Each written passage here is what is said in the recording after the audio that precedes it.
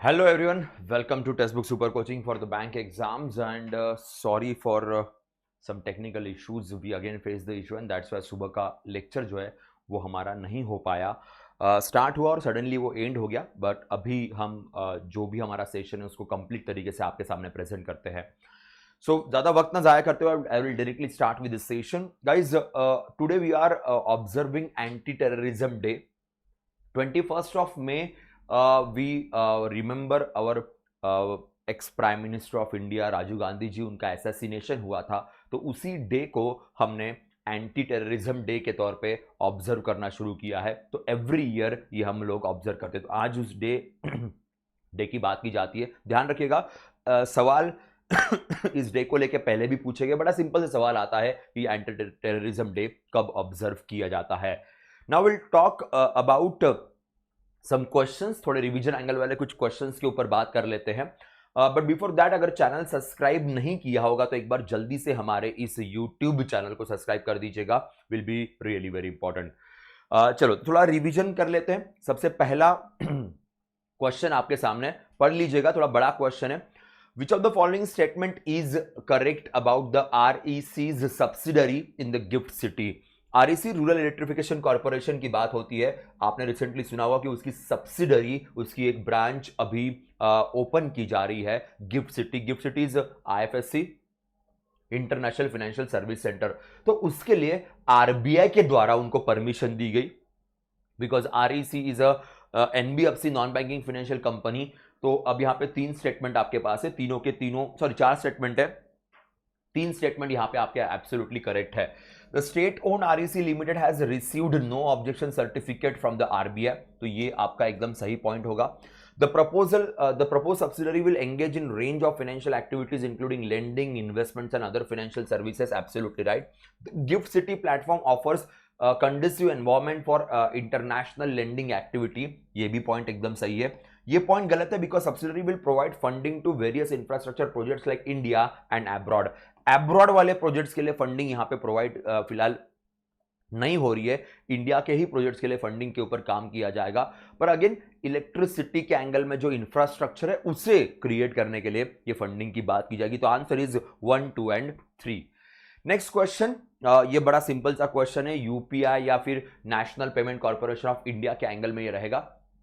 India Ghana are working link their payments systems UPI and Ghana interbank payment settlement system to permit users to make instant low cost fund transfer on the reciprocal basis. The NPCI International Payment Limited also signed agreement with which central bank to support them in developing the instant payment system like UPI. तो उनके country में UPI जैसी system को develop करने के लिए हम उनको हेल्प कर रहे हैं. And the name of the country is Namibia. Namibia को मदद की जा रही है. सो घाना के साथ प्रॉपर टाइप है, पर नामीबिया के साथ यूपीआई हम वहां पे इंप्लीमेंट नहीं कर रहे. यूपीआई लाइक सिस्टम उनको डेवलप करने के लिए हम हेल्प कर रहे हैं, मदद कर रहे हैं. Next, which of the following statement about the co lending model between bank and the non banking finance companies are correct? Co lending का नॉर्मली मतलब होता है दो अथॉरिटीज जब मिलकर लेंड करती है, मिलकर लोन प्रोवाइड करती है, को लेंडिंग. रिसेंटली आरबीआई ने एसबीआई को कहा था कि आप अपना एक कमिटी क्रिएट कीजिएगा. सो ये एक रिक्वेस्ट की गई थी. So Reserve Bank of India allows banks to co-lend with NBFCs to enhance credit flow. NBFCs can take maximum 20% of the co-lending share. Finance Ministry asked SBI to form a committee. The co-lending book of NBFC is expected to reach 1 trillion by June 2024. सारे statement सही है जी हाँ. Finance ministry ने कहा था कि committee को create किया जाए. आरबीआई, फाइनेंस मिनिस्ट्री और बाकी बैंकों का ये मीटिंग था. And then finance ministry suggested that committee should be there कि को लेंडिंग सक्सेसफुल कैसे किया जाए. ये 20% वाला पॉइंट देखिएगा, मैक्सिमम 20%, 80% पैसा बैंक के तरफ से आएगा. And RBI allows banks to co lend with the NBFC to enhance the credit flow. तो चारों के चारों स्टेटमेंट यहां पे एकदम करेक्ट है. नेक्स्ट पे आते हैं. During the meeting convened by the department of financial services, it was revealed that finance ministry is concerned about the high lending rate of NBFC. The ministry has directed NBFC to address this issue and improve their financial operations. तो percentage बहुत ज्यादा है और NBFC बहुत percentage charge कर रही है। ये तो प्रॉब्लम काफी सालों से चल रहा था, तो इंप्रूव देयर रिकवरी प्रोसेस। तो यही है कि एक तो आपके जो इंटरेस्ट रेट्स है उसको थोड़ा सा कम करे हो, और साथ में जो रिकवरी प्रोसेस है उसे भी इंप्रूव किया जाए। यही एक सजेशन फाइनेंस मिनिस्ट्री के द्वारा दिया गया। Next, which of the following statement are correct regarding the rationale and impact of windfall tax. Windfall tax को लेके ये 4 स्टेटमेंट है। विंडफॉल टैक्स रिसेंटली रिड्यूस किया गया पेट्रोलियम कंपनीज के ऊपर, क्रूड वाली कंपनीज के ऊपर, तो उसी के अराउंड ये क्वेश्चन आपके सामने है। जी हां, आंसर कर दीजिएगा।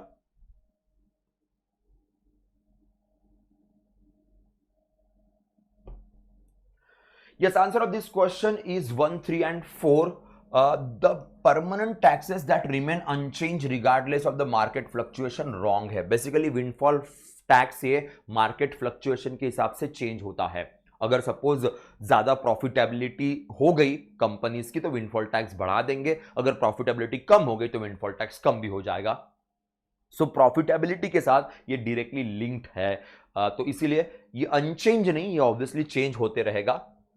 बाकी बचे हुए 3 स्टेटमेंट्स यहां पे एकदम सही है। तो दोस्तों ये थे हमारे कुछ क्वेश्चंस। अब आज के सेशन को कवर कर देते हैं, आज के सेशन के ऊपर थोड़ी बात करते हैं। बिफोर दैट, ये हमारा टेलीग्राम चैनल है, अगर अभी तक फॉलो नहीं किया होगा तो एक बार इस चैनल को जरूर फॉलो कर दीजिएगा। यस गाइस, तो सबसे पहला न्यूज वेरी फेमस, आपने शायद इसके बारे में जरूर पढ़ा होगा, जरूर सुना होगा। ईरान के प्रेसिडेंट इब्राहिम राइसी, इनका रिसेंटली देहांत हो गया हेलीकॉप्टर क्रैश में। ईरान फिलहाल बहुत चर्चा में है, इंडिया के लिए भी बड़ी इंपॉर्टेंट है, बिकॉज रिसेंटली छब्बार पोर्ट वाला एग्रीमेंट हमने इनके साथ साइन किया था, और इनके प्रेसिडेंट की डेथ होना ये बहुत बड़ी न्यूज बन जाती है। Tehran is the capital, rial is the currency of this country, and president की अगर बात करें, इब्राहिम रईसी की बात की जाए, so he is having he had a very good relation with India. India के साथ रिलेशंस बहुत अच्छे थे। छब्बार पोर्ट का जो भी डेवलपमेंट है इनके वजह से काफी स्ट्रांगली हुआ था। तो अगर हम इंडिविजुअल कंट्री की बात करें तो हमारे साथ रिलेशंस बहुत स्ट्रांग थे। बट अगर केवल ईरान की बात करते तो ईरान में पिछले कुछ समय से महिलाओं के एम्पावरमेंट को लेकर, महिलाओं के राइट्स को लेकर बहुत इश्यूज चल रहे थे, and he was completely against those rights. That's why आपने शायद सोशल मीडिया पर देखा होगा कि इनकी डेथ की खबर आते ही ईरान में फायर क्रैकर्स जलाए गए, पटाखों की आवाजें सुनने को मिली। द रीजन वॉज दैट कि some people were happy because he was very extreme when it comes to the rights of women, महिलाओं के राइट्स को लेके। तो थोड़ा सा वो एक एंगल वहां पे देखने को मिला। कुछ लोग कह रहे हैं कि Israel is responsible behind this, okay, पर ऐसी कोई खबर अभी तक नहीं है, स्पेक्यूलेशंस है, लोग अफवाहें फैलाते रहते हैं।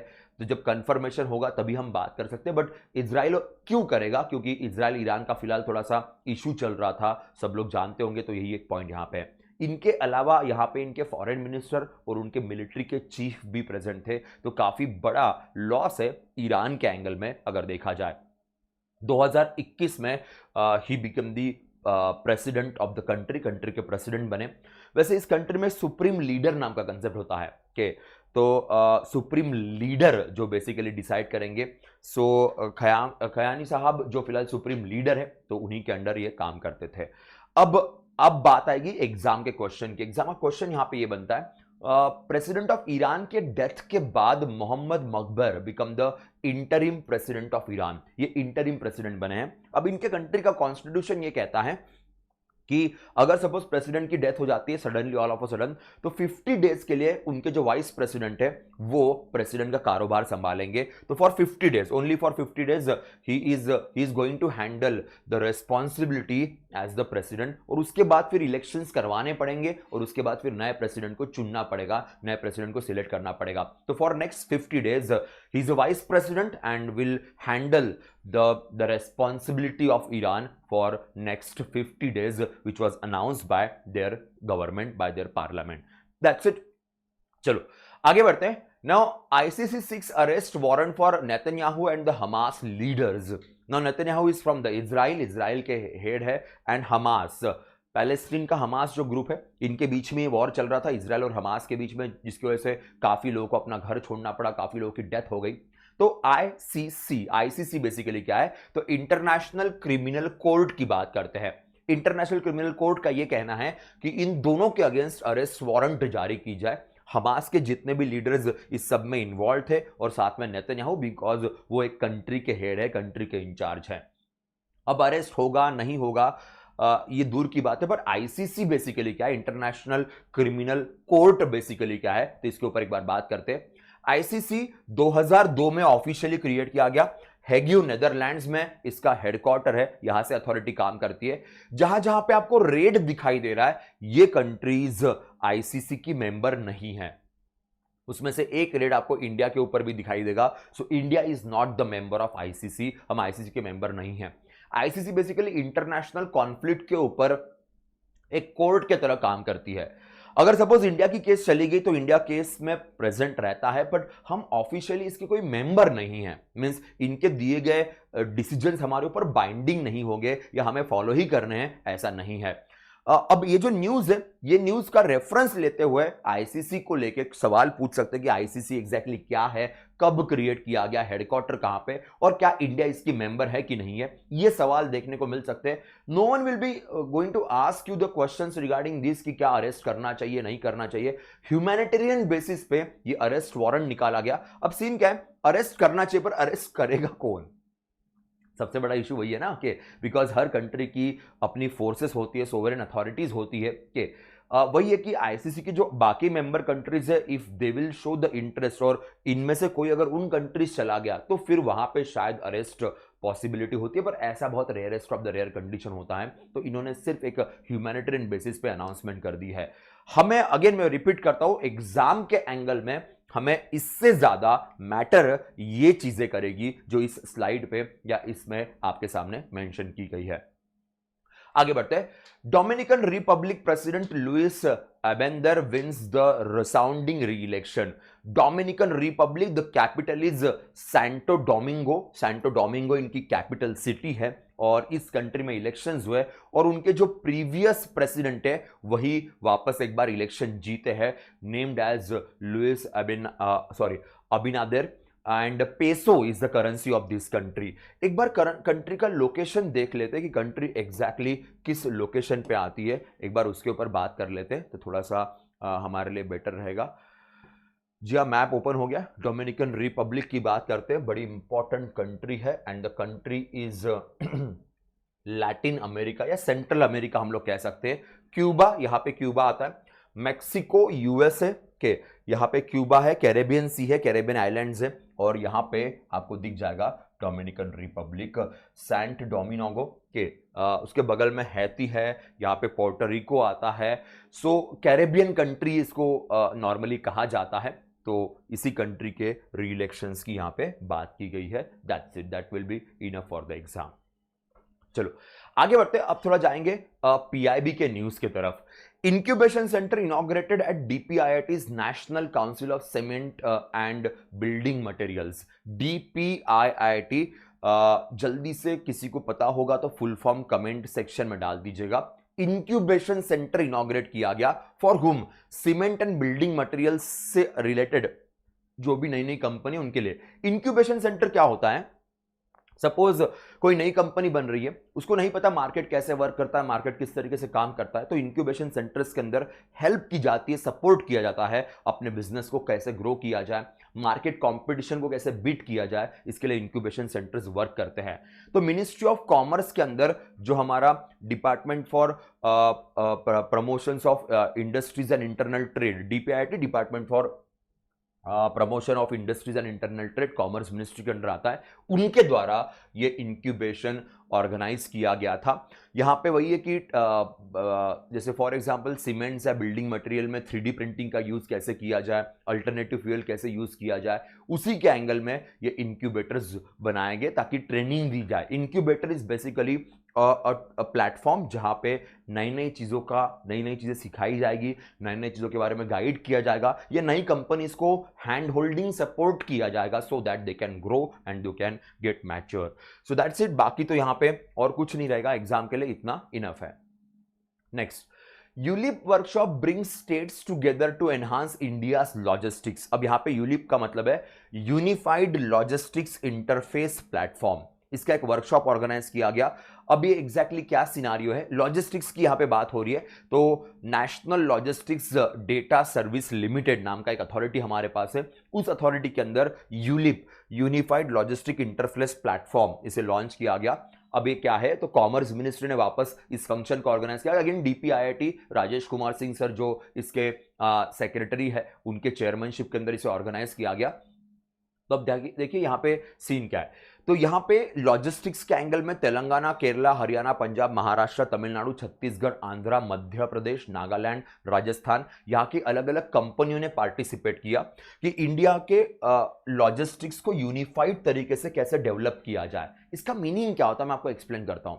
लॉजिस्टिक्स ट्रांसपोर्टेशन हो रहा है, अगर सारे स्टेट्स मिलके, सारे स्टेट्स अगर एक दूसरे से कोलैबोरेट करके अगर इसके ऊपर काम करेंगे तो रिजल्ट बहुत अच्छे मिल सकते हैं, काफी बेहतरीन रिजल्ट मिलेगा। तो ट्रांसपोर्टेशन में, सामान के लाने ले जाने में, लॉजिस्टिक्स में दिक्कतें नहीं आएगी। अगर स्टेट्स मना कर देंगे, स्टेट्स अगर उसमें रोड़ा डाल देंगे, तो क्योंकि रोड इज अ या transportation is a state subject many of the time, so यहां पे स्टेट्स का कोलैबोरेशन बहुत जरूरी है, और इसीलिए ये यूलिप वर्कशॉप ऑर्गेनाइज किया गया, यूनिफाइड लॉजिस्टिक्स इंटरफेस प्लेटफॉर्म। यहां पे कौन से स्टेट ने पार्टिसिपेट किया, that can be the question. तो यहां पे Telangana, Kerala, Haryana, Punjab, Maharashtra, Tamil Nadu, Chhattisgarh, Andhra, then Madhya Pradesh and Nagaland and Rajasthan, ये स्टेट्स यहां पे इन्वॉल्व थे, क्योंकि इन स्टेट से काफी सारे मैन्युफैक्चरिंग चीजें हैं, इन स्टेट से काफी सारा लॉजिस्टिक्स एक दूसरे स्टेट्स में जाता है, and that's why in states का पार्टिसिपेशन काफी सिग्निफिकेंट हुआ।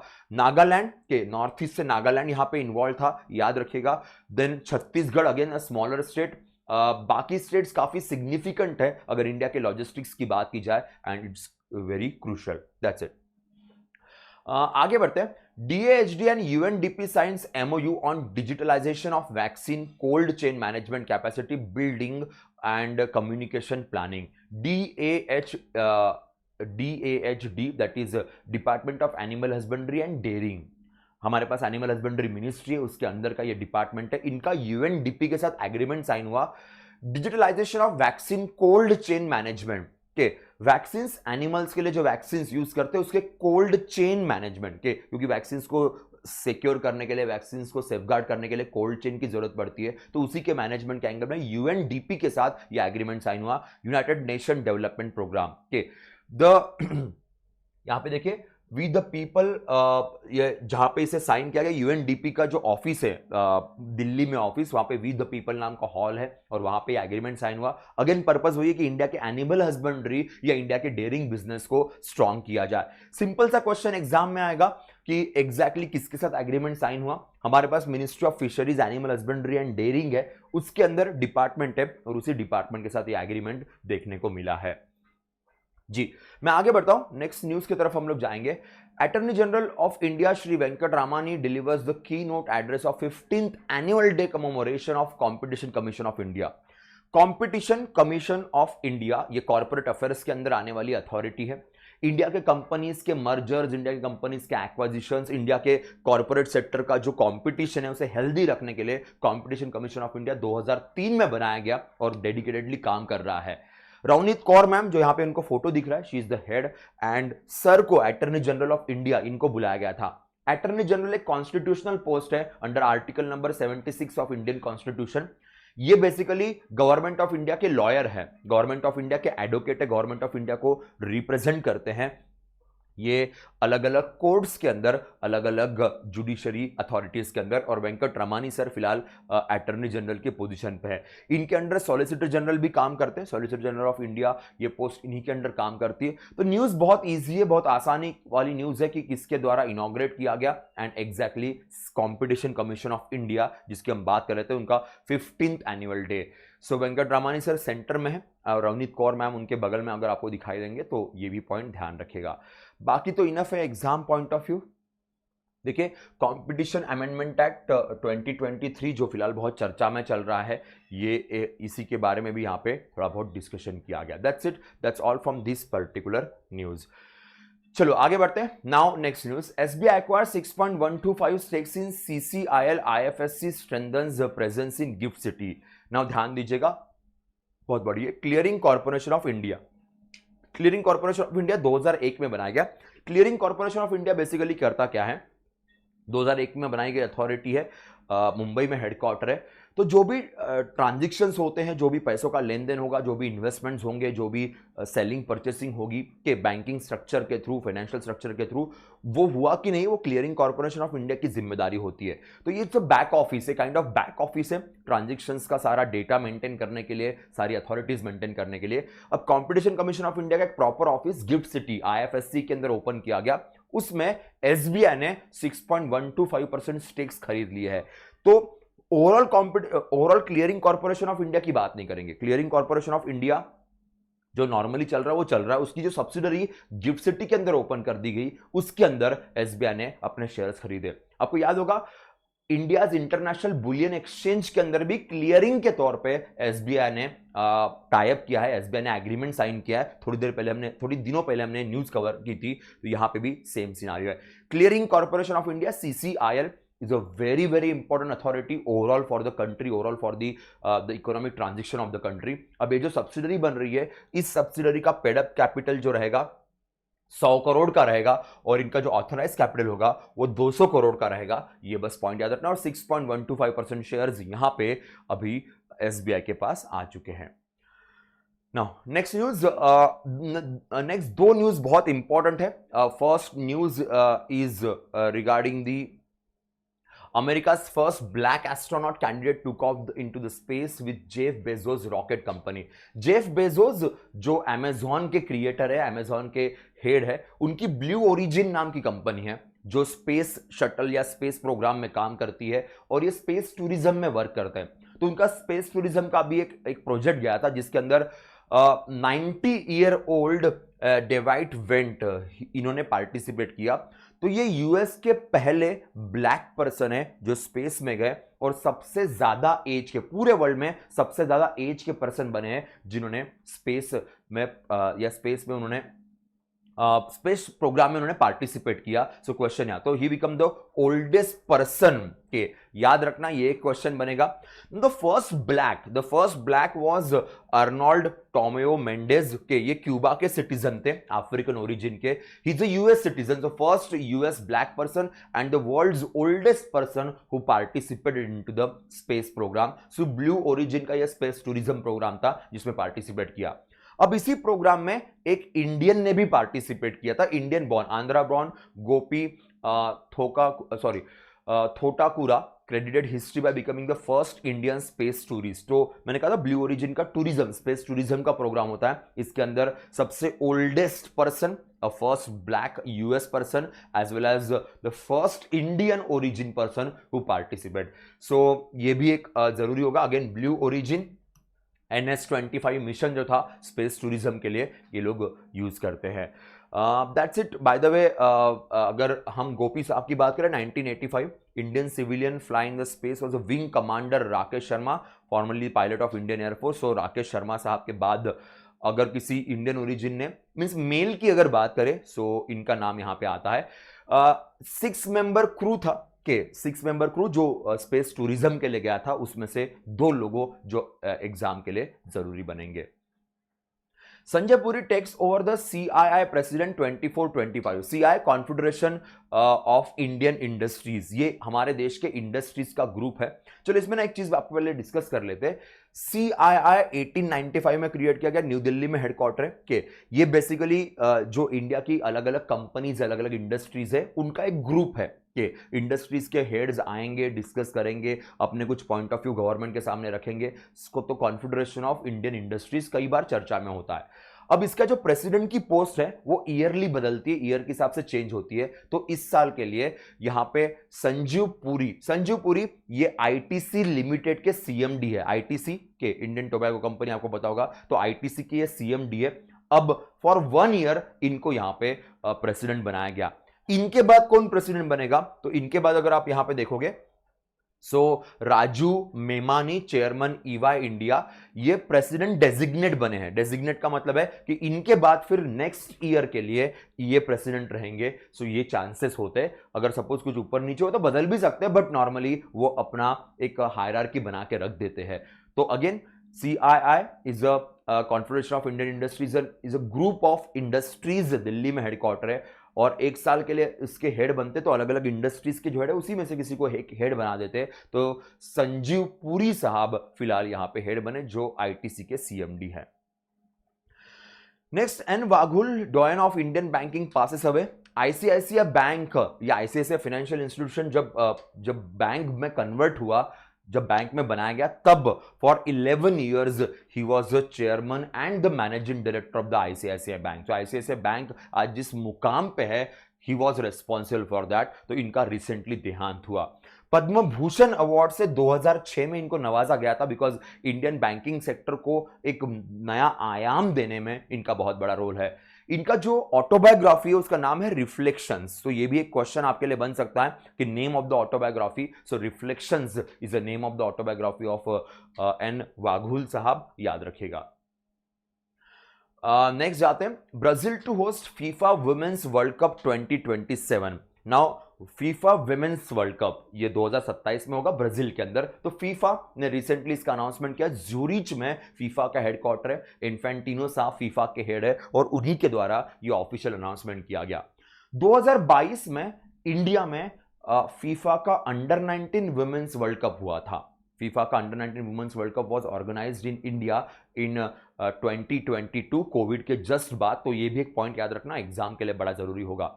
अगर हम पुरुषों के वर्ल्ड कप की बात करें, it will be in the USA, Mexico and Canada, 3 countries मिलके इसे ऑर्गेनाइज करने वाली है कि 2000 हम बात करते हैं 26 के अंदर, और उसके बाद 2030 में स्पेन, पोर्तुगल, उन यूरोपियन कंट्रीज में उसे ऑर्गेनाइज किया जाएगा। 2027 का महिलाओं का world cup will be in Brazil. That will be enough, बाकी तो कुछ नहीं, बस फीफा याद रखिएगा, ज्यूरिच में हेडक्वार्टर है। Nishad Kumar and Prithvi Pal wins the medal at world para athletic championship. Para जो दिव्यांगजन होते हैं उनकी एथलेटिक चैंपियनशिप कोबे जापान के अंदर ऑर्गेनाइज की गई थी, जिसमें निषाद कुमार को सिल्वर मिला है और पृथ्वी पाल को ब्रॉन्ज मेडल मिला हुआ है। सो पैरा ओलंपिक्स भी होगा। नॉर्मल ओलंपिक्स के बाद तुरंत बाद पैरा ओलंपिक्स होता है, तो उसके पहले ये काफी अच्छी प्रिपरेशन या जीत इंडिया के लिए रहेगी। नाउ इंडिया के 2 golden boys, Satwiksairaj Rankireddy and Chirag Shetty, they won the men's double title in Thailand Open. एक और मेडल इनके पास। फिलहाल इंडिया के बैडमिंटन में ये दोनों बड़ा बेहतरीन सा परफॉर्मेंस दिखा रहे, and again they won the another title, that is Satwiksairaj Rankireddy and Chirag Shetty, Thailand Open 2024 में इनको जीत हासिल हुई है। ये भी एक पॉइंटर ध्यान रखिएगा। नाउ अब आते हैं F1 रेसिंग की तरफ। Max Verstappen won the Emilia Romagna GP grand prix के, so he won this. McLaren के लैंडो नॉरिस सेकंड नंबर पे। लैंडो नॉरिस आजकल बड़े चर्चा में चल रहे हैं, लास्ट टाइम का भी ग्रैंड प्रिक्स इन्होंने जीता था, यहां पे सेकंड नंबर पे आए। मैक्स वर्स्टेपन वैसे भी पिछले 2 साल से चैंपियन है के, और इस बार भी मोस्टली चैंपियनशिप इन्हीं के पास रहेगी। सो F1 रेसिंग की बात करें तो लास्ट जो ग्रैंड प्रिक्स या F1 रेसिंग की मैचेस हुई उसमें कौन कौन जीता, तो अगर आप देखोगे लास्ट टाइम लैंडो नॉरिस, उसके बाद वेस्टैपन, देन यहाँ पे कार्लोस साइना था Australian, then again Max Verstappen. So Max Verstappen is winning continuously. शायद इस बार भी चैंपियन वही रहेंगे, पर अभी से कहना थोड़ा सा मुश्किल है, बट चांसेस ब्राइट है। आप देख सकते हो 1 2 3 4 5 के 5 रेसेस तो उन्हीं के नाम पे है, बाकी बीच बीच में बस 2 बार है कोई और रेस जीता हुआ है। So again a crucial time. Guys ये 3 क्वेश्चंस है होमवर्क के तौर पे, जिसके आंसर्स प्लीज कमेंट सेक्शन में डाल दीजिएगा। India progressive path in the administration of criminal justice system conference held. ये कॉन्फ्रेंस कहां पे ऑर्गेनाइज की गई, ये पहला question. Recently, the International Finance Corporation has provided $500 million loan to which bank for providing micro loans to women in the rural area? ये दूसरा कि किस बैंक को ये 500 मिलियन का लोन IFC ने दिया।